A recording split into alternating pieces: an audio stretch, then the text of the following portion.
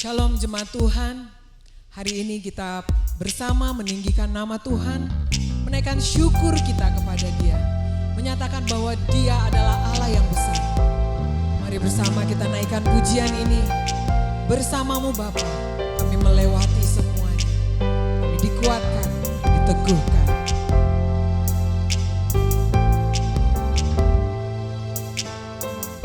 Mari kita katakan, Engkau ada bersamaku di tiap musim hidupku. Engkau ada bersamaku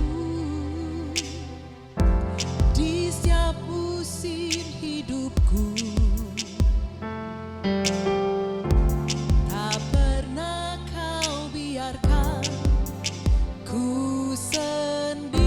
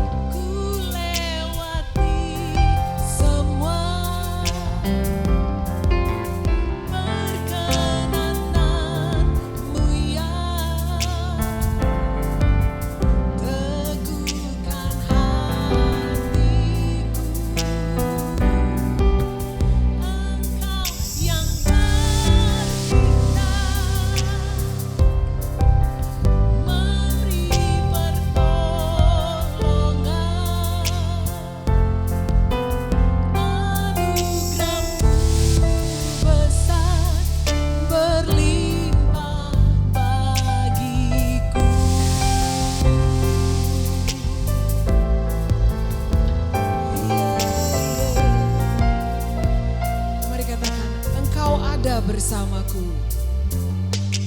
Kau ada bersamaku di setiap musim hidupku.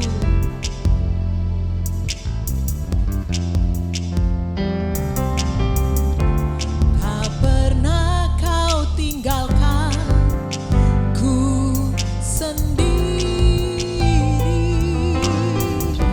Engkau kekuatan di jiwaku.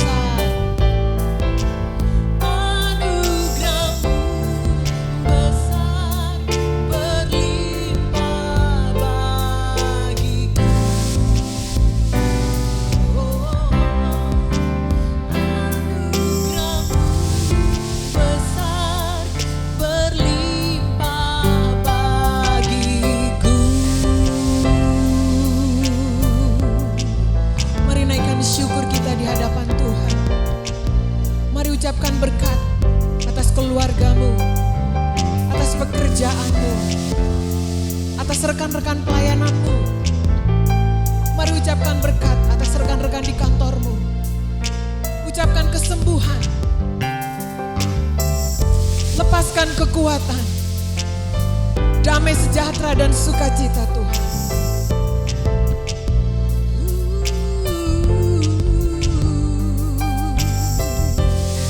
Allah yang kami sembah adalah Allah yang besar.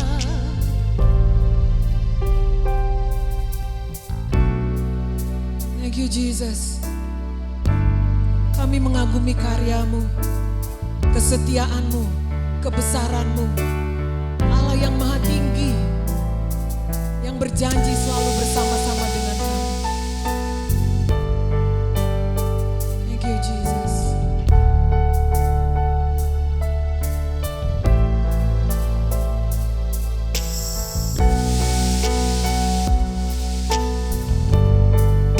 Mari kita katakan, semesta alam ceritakan, semesta alam ceritakan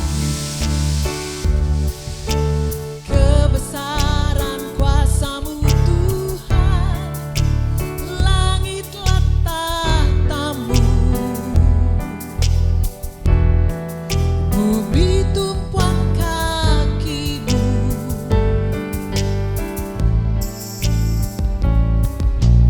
Dalam topan badai Kau hadir, meneguhkan kasih setia-Mu.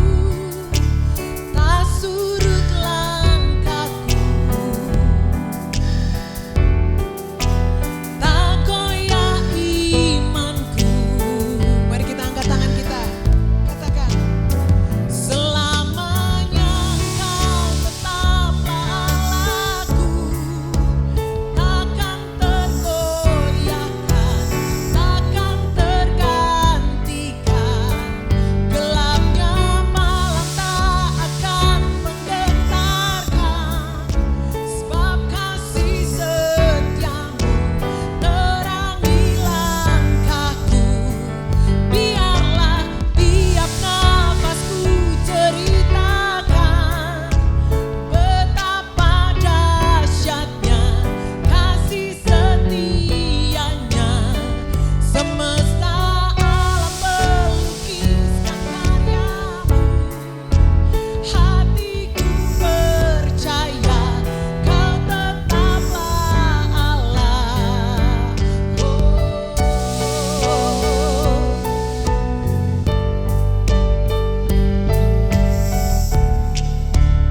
Mari katakan, dalam topan badai, dalam topan badai Kau hadir. Yes. Meneguhkan kasih setia-Mu, tak surut langkahku. Amin. Tak goyah imanku. Selamanya, selamanya Engkau tetaplah Allahku. Takkan tergoyahkan, takkan tergantikan. Gelapnya malam tak akan menggetarkan. Sebab kasih setia-Mu terangi langkahku. Biarlah tiap nafasku ceritakan betapa dahsyatnya kasih setianya. Semesta alam melukiskan karya-Mu. Hatiku percaya sebab Engkaulah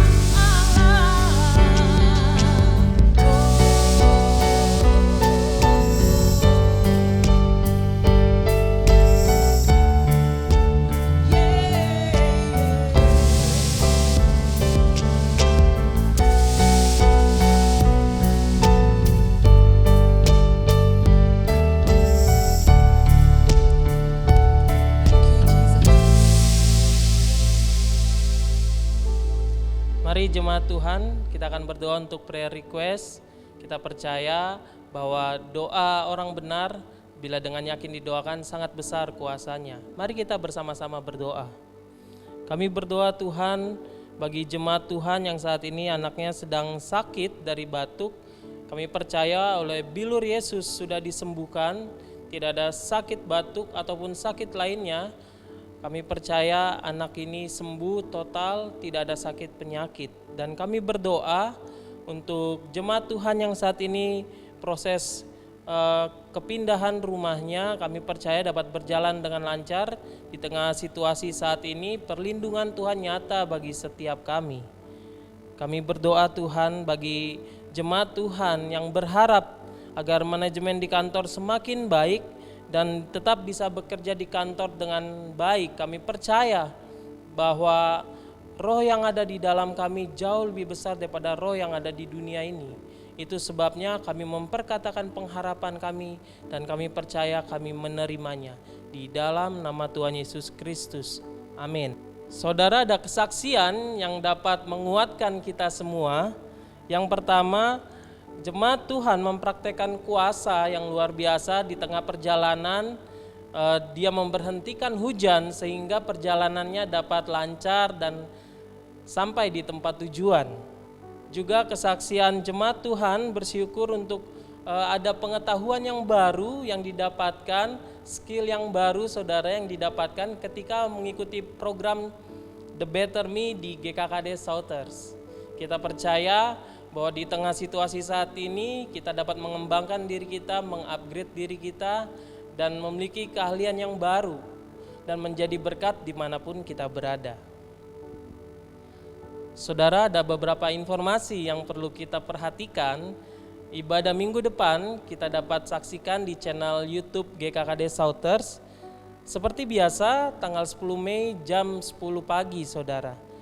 Mari subscribe dan klik tombol loncengnya agar ada notifikasi pada saat ibadah akan dimulai di handphone atau di gadget saudara.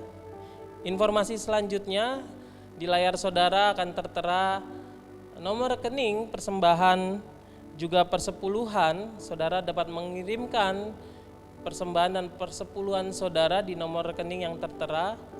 Juga apabila saudara mau memakai aplikasi OVO, ada barcode yang dapat saudara lihat di layar, silakan di capture. Juga untuk rekening Heart for the House kita, saudara masih bisa memberikannya di nomor rekening yang tertera di layar saudara.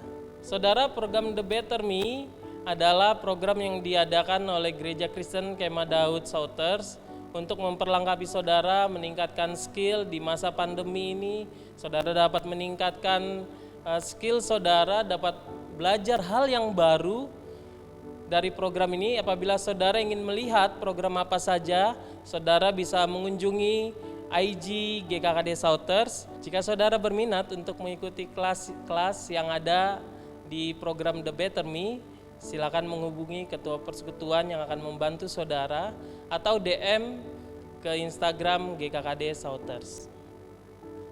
Saudara bisa mengirimkan pokok doa atau kesaksian saudara melalui DM ke Instagram GKKD Southers. GKKD Southers mengadakan doa setiap jam 9 malam, saudara bisa terlibat di IG Live GKKD Southers. Sebelum saudara mentransfer persembahan dan persepuluhan, bagi saudara yang pertama kali mengikuti ibadah GKKD Southers, saudara bisa memberikan perpuluhan di gereja di mana saudara tertanam atau di gereja lokal saudara. Mari sebelum saudara memberi, kita mau membaca bersama-sama kebenaran firman Tuhan yang pasti akan menguatkan dan meneguhkan kita. Mari kita baca Yohanes 21 ayat 5 dan 6. Kata Yesus kepada mereka, "Hai anak-anak, adakah kamu mempunyai lauk pauk?" Jawab mereka, "Tidak ada." Maka kata Yesus kepada mereka, "Tebarkanlah jalamu di sebelah kanan perahu, maka akan kamu peroleh."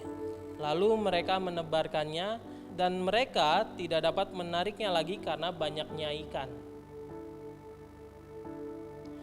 Saudara, kondisi pada saat itu Petrus dan murid-muridnya sedang pergi ke pantai dan mencari ikan, tetapi semalam-malaman mereka tidak mendapatkan apapun, saudara. Lalu Yesus datang kepada mereka, dan ini yang luar biasa, saudara. Ketika Yesus datang, dia selalu membawa pengharapan. Dia selalu membawa jalan keluar. Tetapi yang luar biasa, perkataan Yesus kepada mereka untuk menebarkan jala di sebelah kanan perahu. Saudara, murid-murid dan juga Petrus punya pilihan untuk tidak percaya akan perkataan Tuhan. Kenapa?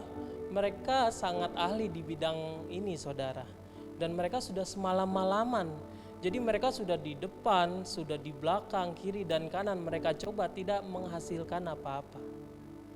Mungkin saat ini kondisi yang ada sekarang, ada yang pekerjaannya berhenti, ada bisnis yang tertunda atau omset yang turun. Saudara, ketika Tuhan ada di sana, selalu ada jalan keluar. Mungkin saudara bilang, tapi saya sudah sering memberi. Saudara, sama seperti Petrus dan murid-muridnya. Mereka sudah lakukan itu semalam-malaman. Tetapi ketika kita percaya akan janji Tuhan, maka kita pasti merespon dengan iman, saudara. Dan ini yang luar biasa di ayat 9, ketika mereka tiba di darat, mereka melihat api arang dan di atasnya ikan dan roti. Saudara, di ayat ke-6, mereka menebarkannya, mereka merespon dengan percaya perkataan Tuhan dan mereka mendapatkan banyak ikan. Tetapi di ayat 9 dikatakan, waktu mereka sampai kembali di darat, mereka melihat api arang, tapi enggak hanya itu, ada ikan dan roti. Jadi, kalaupun mereka tidak merespon, saudara, kalaupun pada saat itu Petrus memutuskan tidak pergi menjala lagi, Tuhan tetap memberikan apa yang saudara butuhkan. Tuhan menyediakan ikan dan roti bagi saudara. Tapi bayangkan ketika kita merespon dengan iman, saudara, Tuhan sangat serius untuk memberkati saudara. Saudara mendapatkan 30, 60, 100 kali lipat. Mari kita persiapkan pemberian kita. Mari kita ucapkan statement iman kita. Kami percaya bahwa Ia yang kaya rela menjadi miskin, supaya kami yang miskin menjadi kaya. Kami percaya setiap benih yang kami tabur adalah benih yang terbaik, yang pasti menghasilkan 30, 60, 100 kali lipat. Kami siap memberi dengan hati penuh sukacita. Kami percaya Tuhan, ketika kami merespon janji Tuhan, kami memberi, kami mengalami pelipat gandaan. Kami percaya bahwa kami memegang kepastian di dalam firman Tuhan, bukan kondisi yang kami lihat, bukan situasi yang tidak menentu, tetapi janji Tuhan yang ya dan amin. Kami siap memberi di dalam nama Tuhan Yesus Kristus. Amin.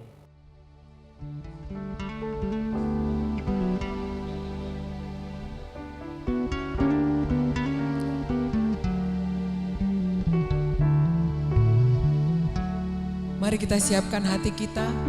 Kita akan mendengarkan kebenaran firman Tuhan. Yesuslah jawaban bagi setiap kita. Mari katakan. Satu hal telah kupinta, itulah yang ku rindukan, diam di dalam bait-Mu, menikmati kemurahan-Mu. Dalam Dia harapanku, dalam segala perkaraku. Kaulah jawaban doaku, menuntunku dalam kemenangan. Tempatku gantungkan harapanmu, tempatku taruh masa depanku. Kini hatiku percaya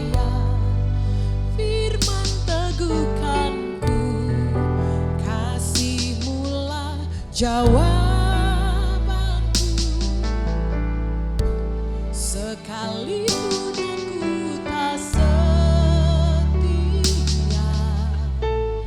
Kau Allah setia dalam janji-Mu. Kini tak akan ku ragu di dalam kasih-Mu.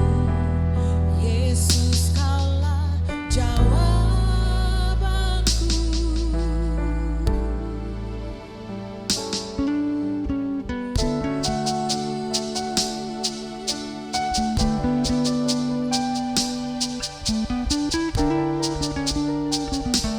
Mari kita katakan lagi, satu hal telah kupinta. Satu hal telah kupinta, itulah yang kurindukan. Diam di dalam bait-Mu, menikmati kemurahan-Mu. Dalam tiap harapanku, dalam segala perkaraku, Kaulah jawaban doaku, menuntunku dalam kemenangan. Tempatku gantungkan harapanku, tempatku taruh masa depanku. Kini hatiku percaya, firman teguhkanku, kasih-Mulah jawabanku. Sekalipun aku tak setia, Kau Allah setia dalam janji-Mu. Kini tak akan ku ragu di dalam kasih-Mu. Yesus, Kaulah jawabanku. Tempatku gantungkan harapanku. Mari kita angkat tangan kita dan katakan dengan segenap hati kita. Oh, kini hatiku percaya, firman teguhkanku, kasih-Mulah jawabanku. Sekalipun aku tak setia, Kau Allah setia dalam janji-Mu. Kini tak akan ku ragu di dalam kasih-Mu. Yesus, Kaulah jawabanku.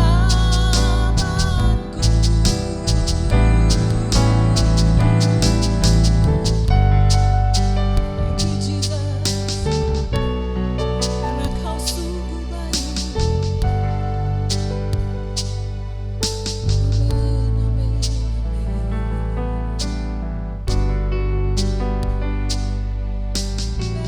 Thank you, Jesus. Sebelum kita mendengarkan firman Tuhan, mari kita meneduhkan hati kita bersama. Tuhan, kami mengucap syukur setiap kami anak-anak Tuhan berkumpul di tempat ini. Kami belajar kebenaran firman Tuhan, kami belajar supaya setiap kami dapat mengerti bahwa firman Tuhan adalah jaminan bagi kami.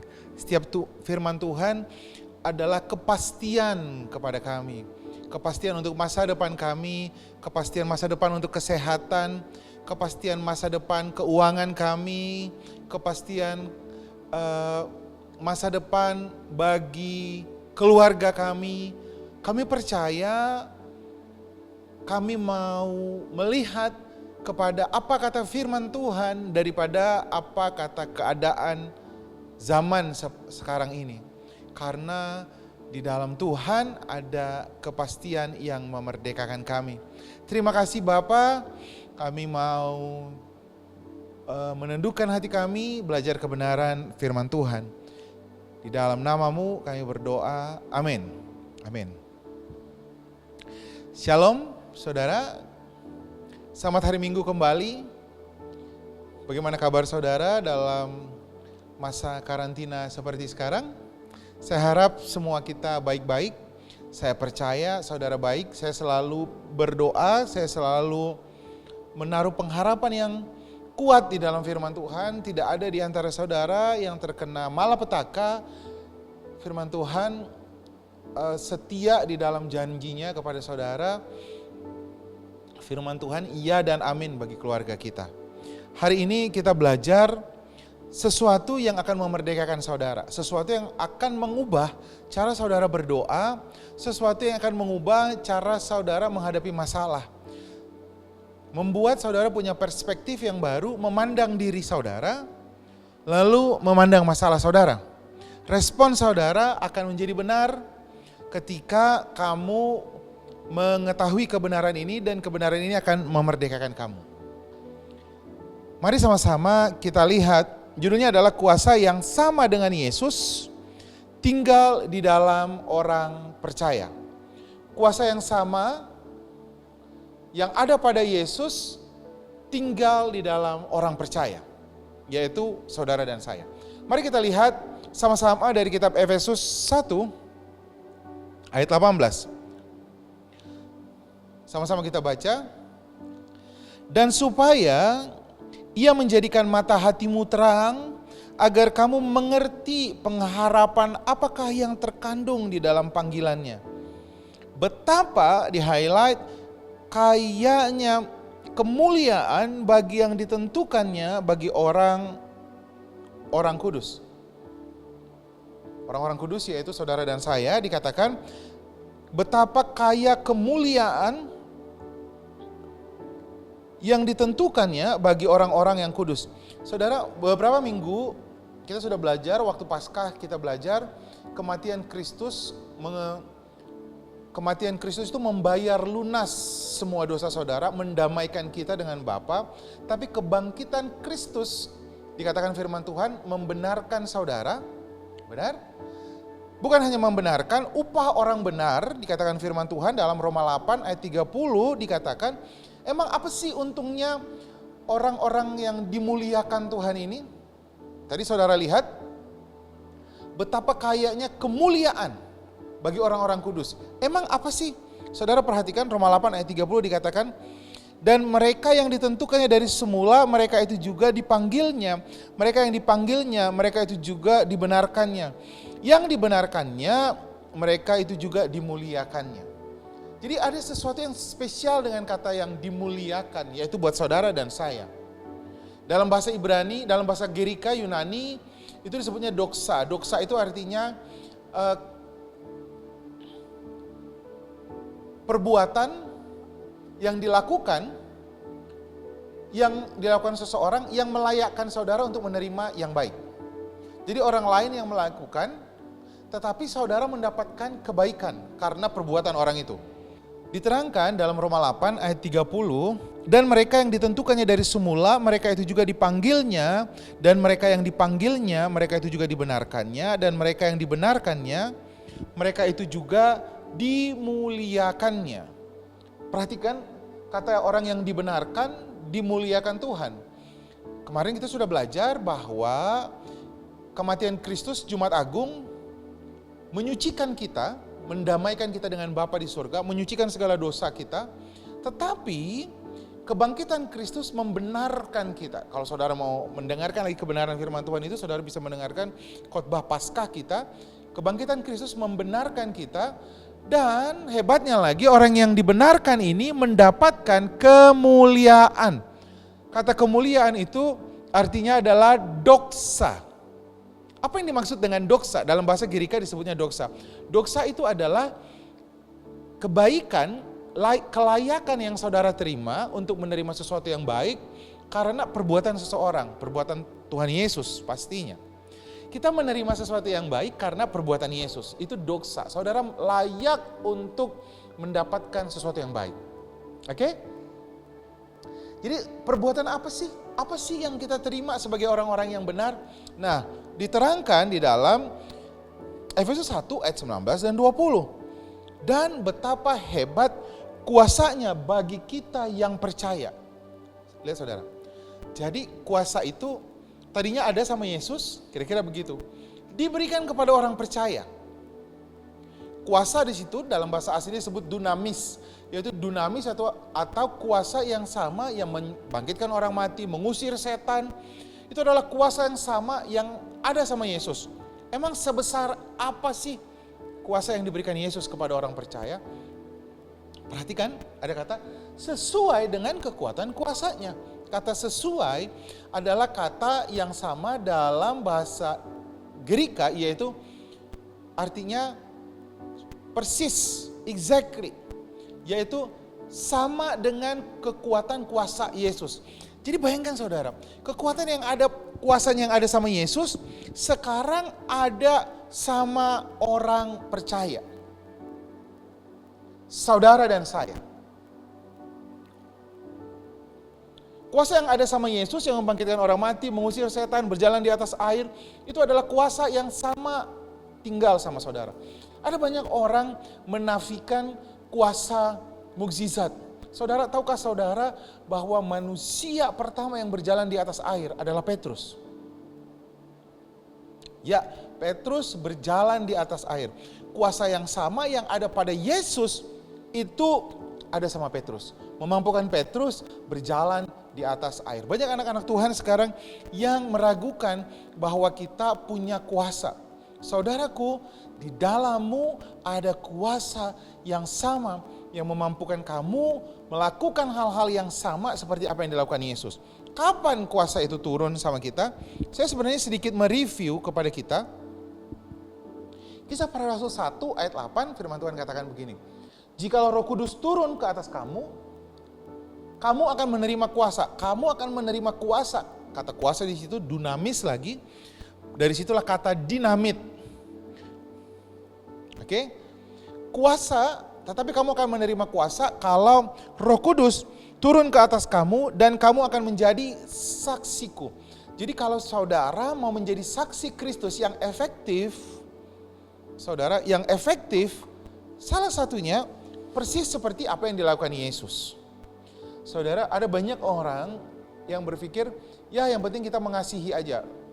Which is itu sangat baik. Kuasa yang terbesar di dunia ini adalah kasih. Benar saudara. Tapi kalau saudara hidup seperti Yesus, mengusir setan, menyembuhkan orang sakit, melepaskan kuasa yang ada sama kita, pelayanan kita menjadi efektif saudara. Pelayanan kita menjadi sangat-sangat efektif. Kamu akan menjadi saksiku kalau kamu persis hidup seperti Yesus.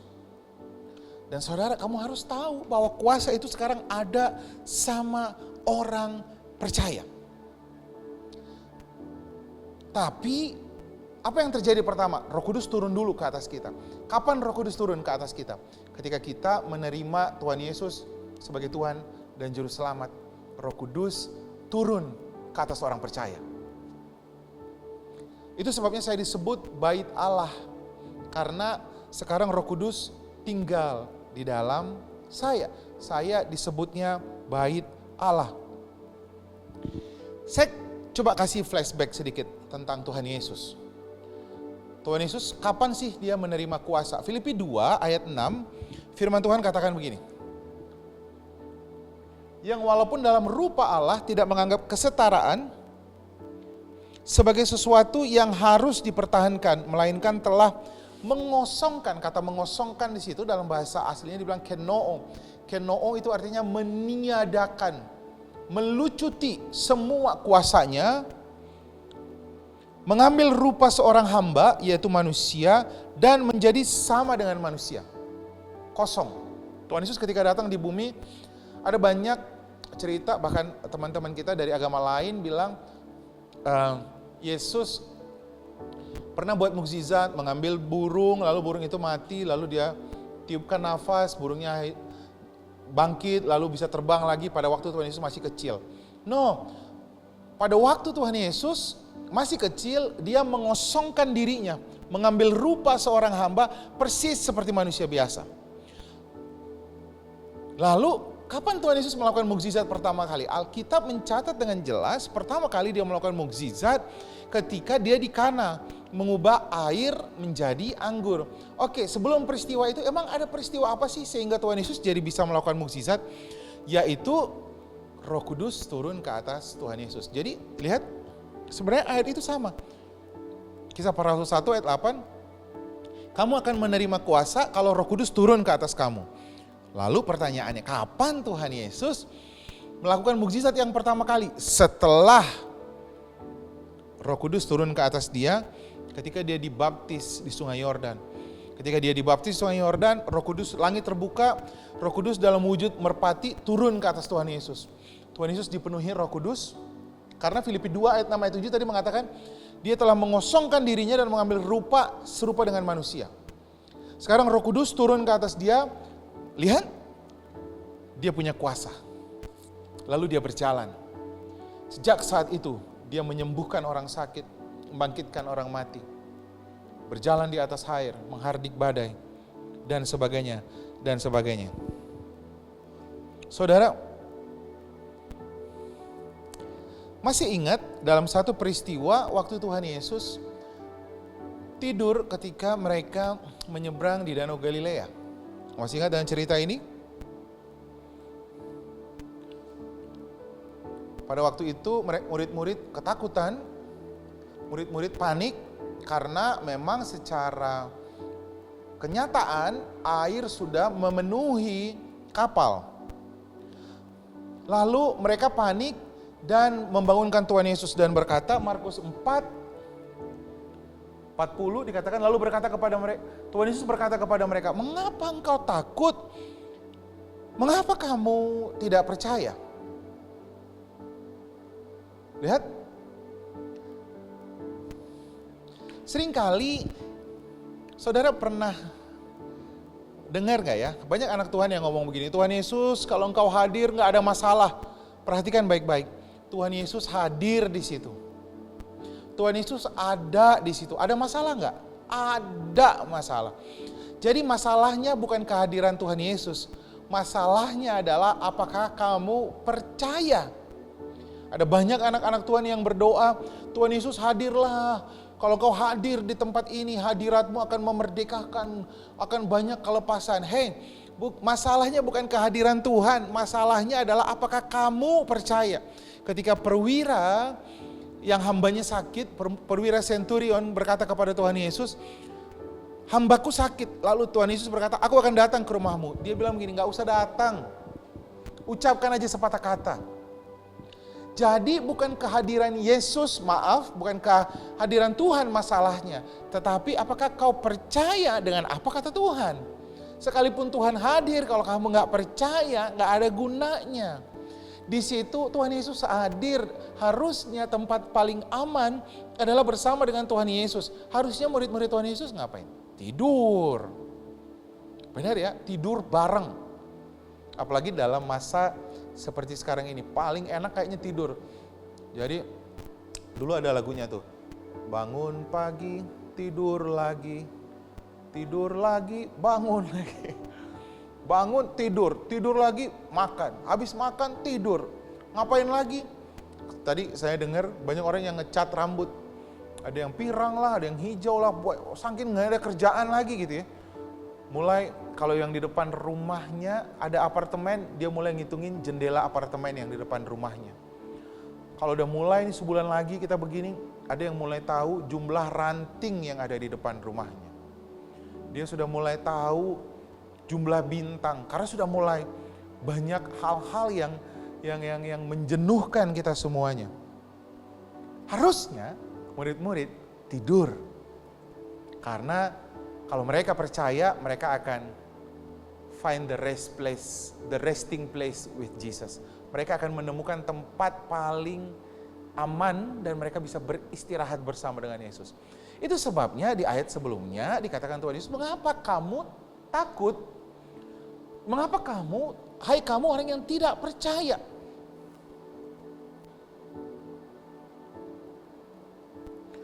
Nah, orang yang tidak percaya, tahu nggak doanya ngapain? Doanya ke Tuhan Yesus. Mereka bilang begini, lihat, pada waktu itu Yesus sedang tertidur di buritan di sebuah tilam, maka murid-muridnya membangunkan dia dan berkata kepadanya, "Guru, engkau tidak peduli kalau kita binasa." Harusnya murid-murid ngapain? Tenangkan badainya. Teduhkan lautannya. Banyak anak-anak Tuhan sekarang berdoa ke Tuhan lalu bilang, "Tuhan, do something. Tuhan, apakah engkau tidak peduli? Lawatlah bangsa kami." Doa-doa yang seperti ini, saudara, tidak ada gunanya. Saudara harus tahu, sekarang saudara dan saya punya kuasa yang sama yang ada pada Yesus. Banyak orang berkata begini, kalau memang benar, kenapa COVID-nya tidak hilang aja di seluruh dunia? Saudara perhatikan baik-baik. Ketika Tuhan Yesus ada di bumi, ketika dia pergi ke Danau Galilea, yang tenang tuh Danau Galilea. Laut Mediterania, Laut Merah itu berombak, saudara. Jadi kalau Tuhan Yesus tenang, dia katakan tenang, yang tenang itu di sekitar dia. Waktu Tuhan Yesus ngomong bahwa dia menyembuhkan orang sakit, yang sembuh itu yang di sekitar dia. Saudara sadar nggak, waktu Tuhan Yesus ada di bumi, di Cina sedang ada peperangan. Pada saat itu bahkan orang Israel sedang dijajah sama orang Romawi. Harusnya karena kehadiran Tuhan Yesus semua beres di dunia ini. Enggak, saudara. Yang mengalami mukjizat adalah orang yang percaya kepada Tuhan Yesus. Orang yang dekat, yang percaya sama Tuhan. Jadi waktu Tuhan Yesus menyembuhkan orang sakit, yang sembuh itu, saudara, adalah orang yang percaya. Orang sakit di Cina sembuh nggak? Enggak tuh. Pada waktu Tuhan Yesus di Galilea, orang yang di Yerusalem sembuh nggak? Enggak, saudara. Dia pada saat Tuhan Yesus pergi ke Yerusalem, di Yerusalem orang bisa sembuh. Pada waktu dia pergi ke Nazaret, dia berkhotbah, sedikit yang sembuh karena sedikit yang percaya. Saudara perhatikan, saudara harus tahu bahwa kuasa yang ada di dalam saudara itu menyembuhkan orang yang ada di sekitar saudara kalau mereka percaya. Jadi banyak-banyaklah beritakan firman Tuhan. Hey, kuasanya sekarang ada sama kamu. Jangan seperti Gideon. Gideon itu karena dia ketakutan, orang yang ketakutan, dia pikir dia korban. Lalu dia diam, dia menggirik gandum di tempat pemerasan anggur. Pemerasan anggur itu tempatnya harus tertutup. Menggirik gandum itu harus di tempat terbuka, karena kalau menggirik padi ya, kan abunya kemana-mana tuh. Apa namanya itu, remah-remah yang begitu ya, kan itu kemana-mana, jadi nggak bisa di tempat tertutup. Tapi Gideon menggirik gandum di tempat memeras anggur, di tempat yang tertutup. Karena apa? Dia takut setiap kali dia panen, hasil panen diambil sama orang Midian. Dia berpikir dia korban. Anak Tuhan, dengarkan baik-baik, kamu bukan korban dari keadaan COVID-19 ini. Rise up, bangkit. Kamu harus melepaskan kuasa yang ada di kamu.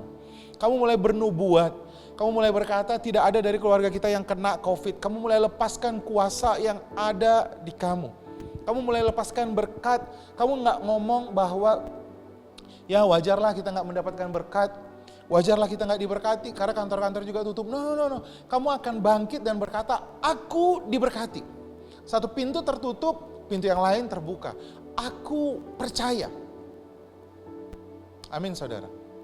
Atau saudara, satu kali Elia baru saja mengalahkan 450 nabi-nabi Baal. Dia mengalahkan 450 nabi-nabi Baal. Semua nabi-nabi Baal ini dibunuh.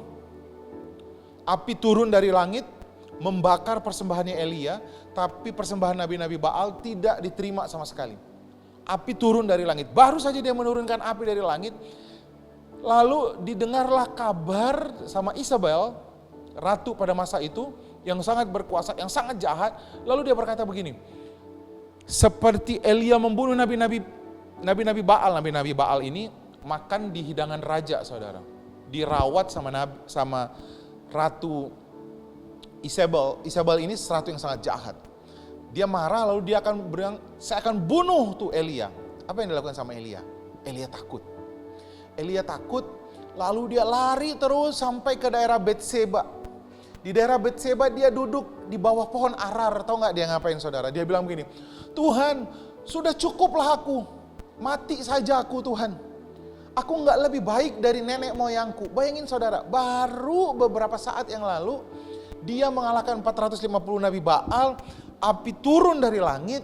Tapi sesaat kemudian ketika dia dengar dia mau dibunuh, dia ketakutan dan dia bilang sama Tuhan, cabut saja nyawaku.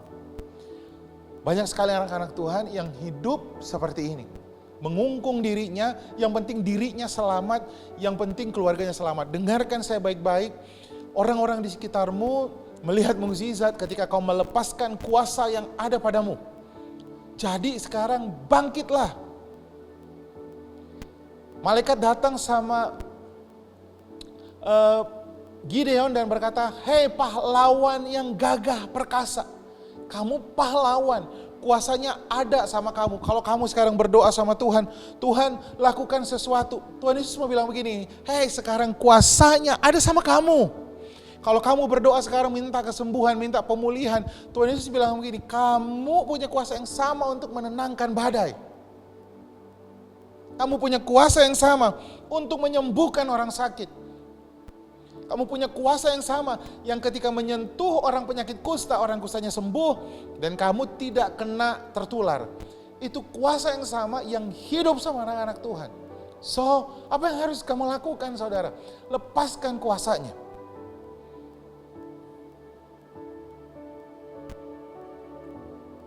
Amin. Tapi banyak anak-anak Tuhan sibuk mencari akar masalah. Kita ini jadi ciut nyalinya karena kita tahu masalahnya ternyata gede banget. Oh dia sudah sakit itu parah banget. Oh dia sudah sakit ini, wah dia susah ini. Wah bisnisnya udah susah. Nggak mungkin. Kalau kamu sibuk cari akar masalahnya, kamu jadi memandang Tuhan jadi kecil. Karena semakin kamu ngomongin akar masalahnya, semakin kamu membesarkan karya iblis. Satu kali ada orang buta sejak kecilnya. Lalu diceritakan Yohanes 9 ayat 1 dikatakan begini. Yesus sedang lewat, lalu ia melihat seorang yang buta sejak lahirnya. Murid-muridnya bertanya kepada dia, Rabi, siapakah yang berbuat dosa? Orang ini sendiri atau orang tuanya? Nah orang tuh sibuk mencari siapa yang salah. Kenapa sih dia bisnisnya hancur begini? Sombong sih. Dia dulu berdukun sih.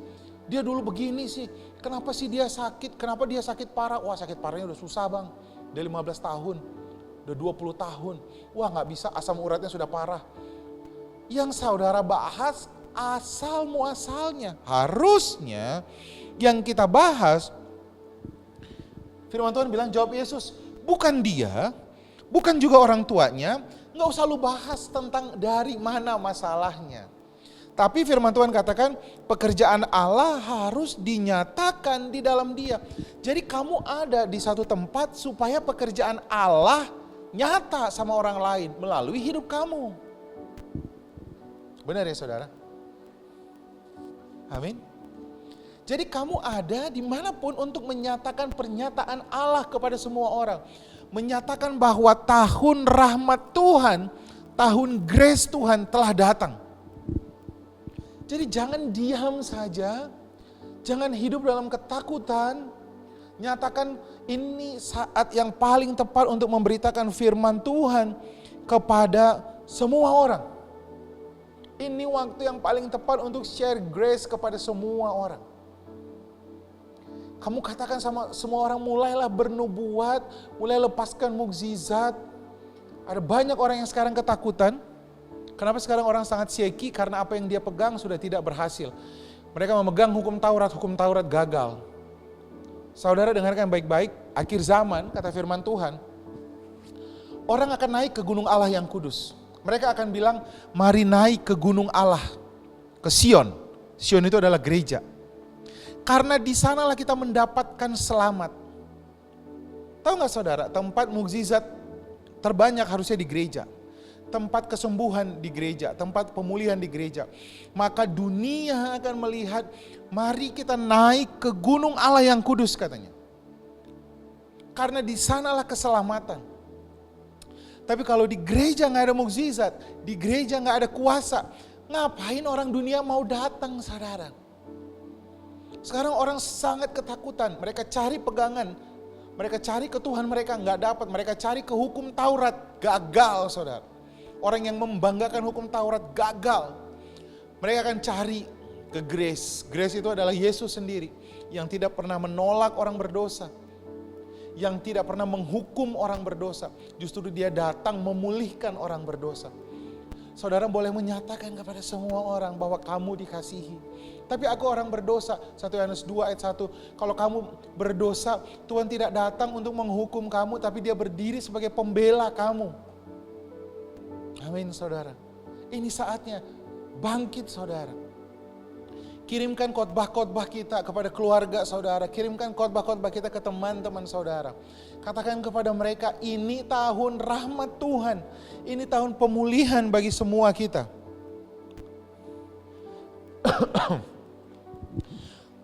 Markus 6 ayat 6 dan 7 dikatakan begini. Satu kali Tuhan Yesus berjalan dari satu desa kepada desa yang lain. Lalu dia sambil mengajar, ia memanggil ke-12 muridnya. Lalu dia memberi kuasa kepada mereka atas roh-roh jahat. Tuhan Yesus memberikan kuasa kepada murid-muridnya.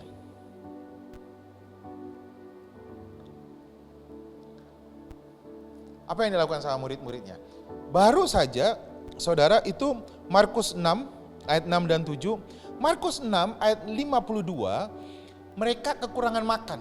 Pada waktu itu ada 5.000 pria ngikut sama mereka. Saudara lihat?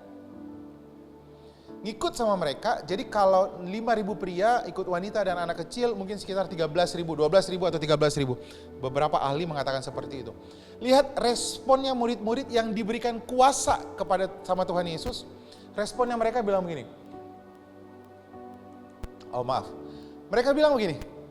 Pulangkan sajalah mereka, hari sudah malam, pulangkan saja. Mereka ketakutan. Lalu Tuhan Yesus bilang, enggak, provide mereka makanan.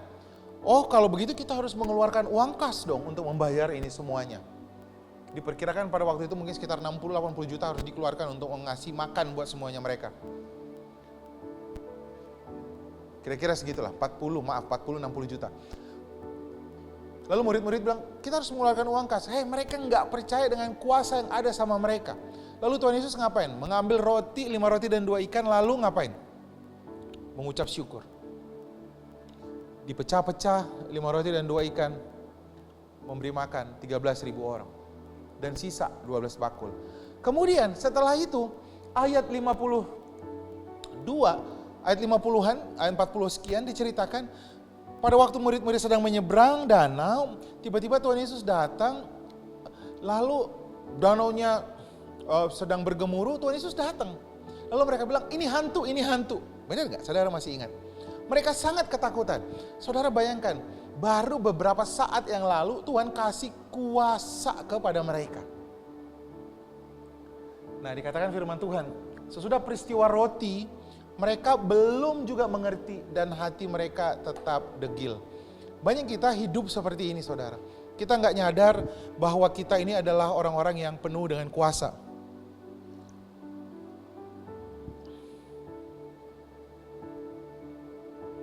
Kita nggak sadar kuasa yang ada sama Yesus sekarang hidup sama orang-orang percaya.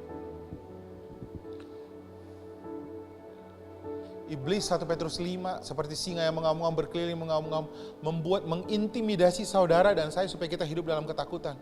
Kalau kita hidup dalam ketakutan, tahu nggak saudara apa yang dilakukan oleh orang takut? Bersembunyi, lalu berpikir dia adalah korban. No, kamu bukan korban. Kamu di PHK saat ini, kamu bukan korban PHK. Satu pintu tertutup, pintu yang lain sedang terbuka. Kamu dikurangin gajinya, yang ini tertutup, yang lain sedang terbuka.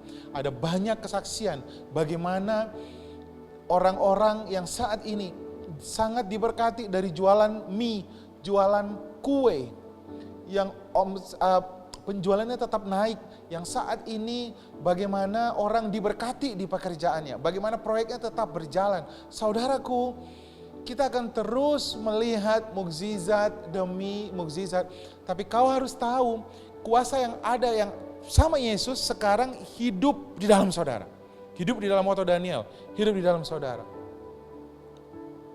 Tapi kadang-kadang kita shaky saudara, kita fokusnya salah.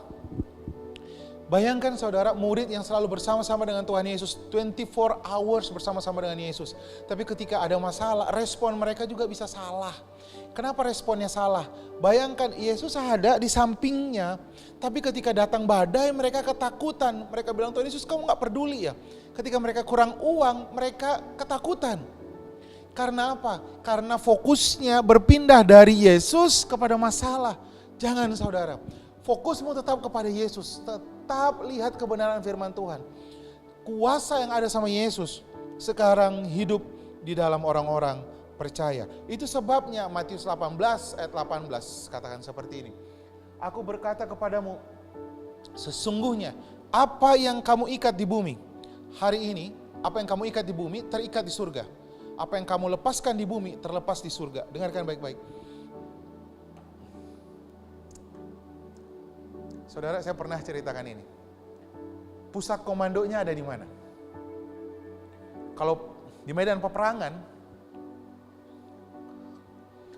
tank maju, pasukan kavaleri maju, pasukan infanteri maju, pasukan pesawat terbang menyerbu dari sebelah utara, kemudian kapal laut menyerang dari sisi timur.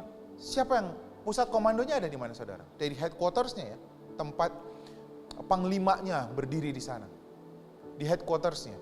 Saudaraku, tahukah saudara sekarang pusat komando ada di mana? Kalau saudara perhatikan ayat ini,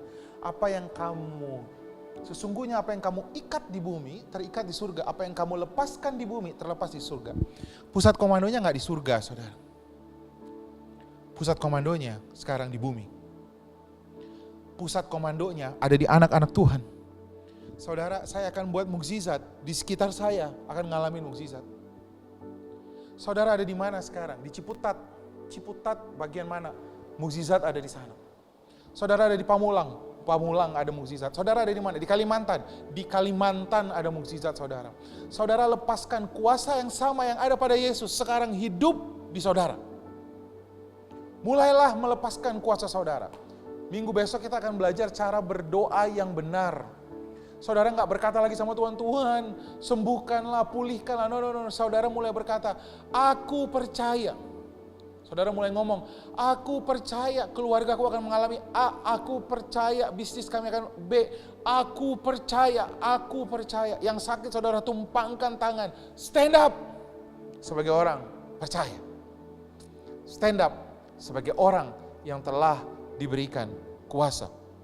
Itu sebabnya dalam Yohanes 14 ayat 12 dikatakan, aku berkata Yohanes 14 ayat 12, aku berkata kepadamu, sesungguhnya barang siapa percaya kepadaku, ia akan melakukan juga apa yang pekerjaan-pekerjaan yang aku lakukan, bahkan pekerjaan yang lebih besar daripada itu, sebab aku pergi kepada Bapa.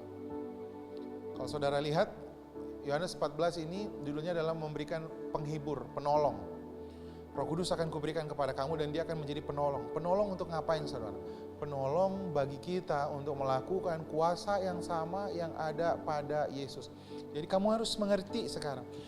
Saudara, pandang dirimu, lihat orang yang di sebelahmu. The power who lives in Jesus now lives in him, in her. Kuasa yang sama yang ada pada Yesus hidup di anakmu, di suamimu. Mulailah saudara, setiap hari mulai latihan, mulai ngomong sama masalah saudara. Jangan ngomong sama Tuhan. Markus 11 ayat 23, ngomong sama masalah saudara. Markus 4 firman Tuhan, ngomong sama badai, ngomong sama angin, ngomong sama sakitnya, ngomong sama orang yang sakit, berjalanlah. Satu kali ada satu cerita saudara. Tuhan Yesus, Marta datang sama Tuhan Yesus lalu bilang begini, sahabat yang kau kasihi sedang sakit. Tahu nggak apa yang dikatakan Tuhan Yesus? Ya, aku akan datang. Penyakit itu nggak akan membawa kematian bagi Lazarus. Tahu nggak saudara apa yang terjadi? Lazarus mati. Tuhan sudah ngomong penyakit itu nggak akan membawa kematian. But suddenly Lazarus mati. Apa yang dilakukan Tuhan Yesus saudara? Tuhan Yesus berpegang bahwa Lazarus tidak mati. Dia bilang dia tidur. Dia datang 4 hari kemudian. Lazarus sudah mati. Dia datang ngapain saudara? Dia sudah bilang loh bahwa Lazarus gak akan mati. Lazarus mati saudara. Tuhan Yesus datang lalu berkata kepada Lazarus, Lazarus bangkitlah, kemarilah. Karena dia sudah tidur, orang tidur ya harus dibangkitin saudara. Orang tidur ya dipanggil. Saudara gak peduli keadaan saudara seperti apa saat ini. Gak peduli. Kau bisa ngomong kepada kematian. Kau bisa membangkitkan kematian. Kematian bisnismu. Kau bisa ngomong kepada yang sakit. Saudaraku, lepaskan kuasa yang ada padamu saat ini. Kau akan melakukan apa yang dilakukan Yesus. Tapi firman Tuhan katakan, kita akan melakukannya lebih besar lagi. Karena kuasa yang ada pada Yesus sekarang hidup di dalam kita. Imani ini, percayai ini. Kau akan melihat manifestasi yang luar biasa di pernikahanmu, di kesehatanmu, di bisnismu, di keuanganmu. Kau akan lihat mukjizat demi mukjizat. Jangan hidup dengan ketakutan. Karena kalau ketakutan, kau hidup dalam ketakutan dan kekhawatiran, kecillah kekuatanmu. Tetapi kalau kau hidup percaya kepada janji Tuhan, kau akan melihat bahwa kau akan melakukan hal-hal yang besar. Amin. Saya harap saudara mendapatkan kebenaran firman Tuhan ini. Dengarkan saya baik-baik. Saya berkata, tidak ada satu orang pun dari jemaat yang akan terkena penyakit sampar. Tidak ada satu orang pun dari jemaat Tuhan yang menerima kekeringan. Dengarkan janji firman Tuhan ini. Justru kau akan melihat mukjizat demi mukjizat. Kau akan melihat keajaiban. Jangan seperti Ayub yang mengeluh. Tidak ada mukjizat dalam keluhan. Mukjizat hanya ada pada saat kau melihatnya dengan ucapan syukur. Dengarkan saya baik-baik, kita akan terus naik dan bukan turun. Kau akan melihat kebajikan dan kemurahan akan mengikuti engkau sepanjang hidup. Mari saudara, kita akan melakukan perjamuan kudus, satu peristiwa yang sangat luar biasa, yang kita dapat menerima mukjizat karena percaya akan tubuh dan darah Kristus. Mari kita siapkan perjamuan kita. Sehari sebelum Tuhan Yesus diserahkan, dia berkumpul dengan murid-muridnya, lalu dia berkata, waktuku sudah selesai, kawanan domba ini akan tercerai-berai. Domba ini akan disembelih. Lalu dia mengambil roti dan berkata, roti ini adalah tubuhku yang terpecah untuk kau. Tubuh Tuhan Yesus dipukul supaya oleh bilur-bilurnya kau dan saya sembuh. Tuhan Yesus naik ke kayu salib, telanjang. Dia yang kaya rela menjadi miskin supaya kita yang miskin menjadi kaya. Saudara, mari kita ketika kita memakan tubuh Tuhan kita, kita sedang menerima kesembuhan bagi tubuh kita. Imani kita sedang menerima berkat kelimpahan dari Tuhan kita. Mari sama-sama kita makan roti yang ada di tangan kanan kita.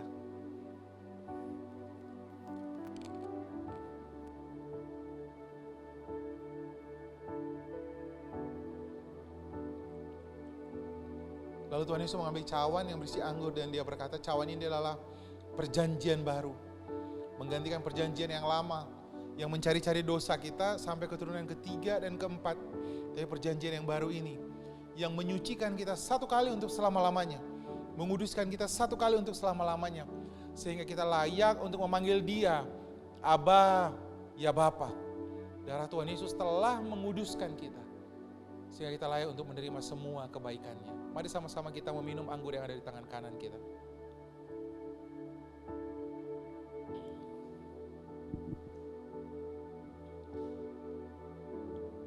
Terima kasih Tuhan untuk tubuh. Terima kasih untuk darah yang tercurah. Terima kasih untuk kesembuhan. Terima kasih untuk pemulihan jasmani. kesehatan bagi jantung, kesehatan bagi tubuh kami, kesehatan bagi mata kami, kesehatan bagi kaki kami,